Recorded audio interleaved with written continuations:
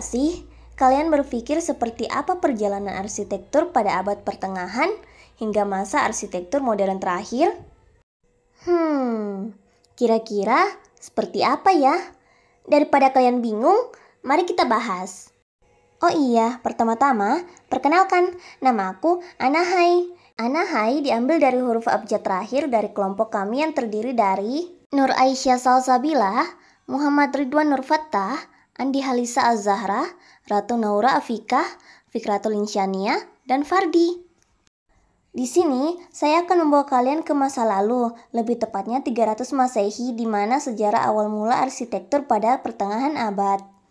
Baiklah, ayo kita ke materi yang pertama, yaitu arsitektur abad pertengahan, yaitu Kristen awal, Bizantium, Romanesk, dan Gotik.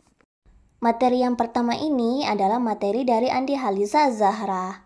Baik, saatnya kita membaca peta geografis.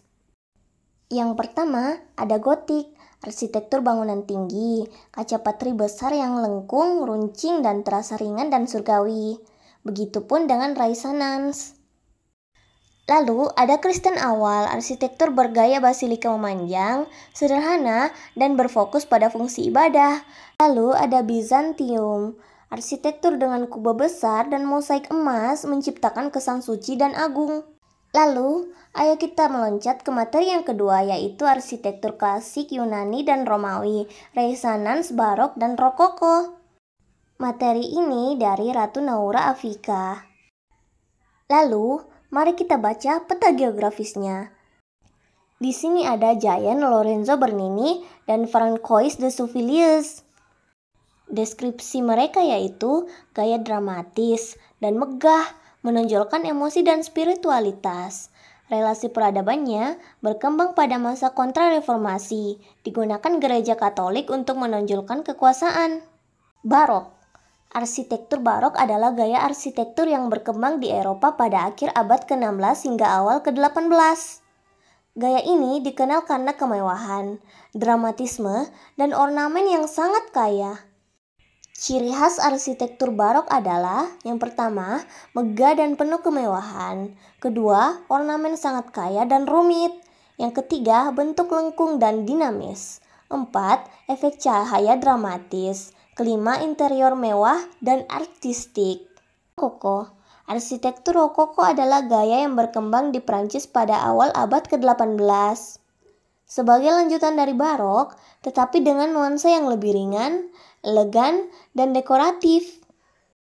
Ciri khas arsitektur Rokoko adalah gaya ringan, anggun, dan feminim. Dekorasi detail dengan bentuk melengkung dan asimetris. Warna-warna pastel dan lembut, motif bunga, kerang, dan ornamen dalam, interior mewah namun terasa intim dan nyaman. Materi yang ketiga, arsitektur modern awal, elektrik, neoklasik, art, dan craft, dan art nouveau. Materi ini dari Fardi. Baiklah, mari kita lihat peta geografisnya. Pertama ada William Morris, arsitektur asal Inggris yang dikenal dengan gaya arts dan craft-nya. Lalu ada Charles Rein, arsitek asal Inggris yang dikenal menggunakan konsep art nouveau pada masa arsitektur modern awal. Marcello Piacentini, arsitek Italia yang merupakan pelopor elektrik pada masa modern awal.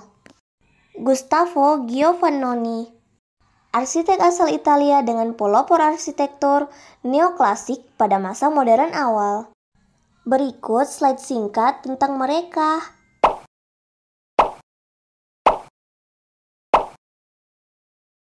Lanjut, materi keempat, arsitektur modern abad pertengahan, international style, dan brutalisme. Materinya dari Nur Aisyah Salsabila. Mid-century modern. Peta geografisnya Ludwig Mies van der Rohe, pelopor gaya internasional dengan filosofis Less is More, salah satu karya arsitek dengan Bauhaus Building. Paul Rudolph, arsitek yang dikenal dengan pelopor gaya brutalisme, yaitu dapat dilihat dari karyanya yaitu Yale Art dan Architecture Building. Berikut penjelasan singkatnya. International Style terinspirasi dari arsitek internasional sesuai namanya. Versi arsitektur modern abad pertengahan ini banyak dipengaruhi oleh gerakan Bauhaus. Rumah ini sangat sederhana, dengan sedikit ataupun tanpa dekorasi, dan biasanya diselesaikan dengan plesteran.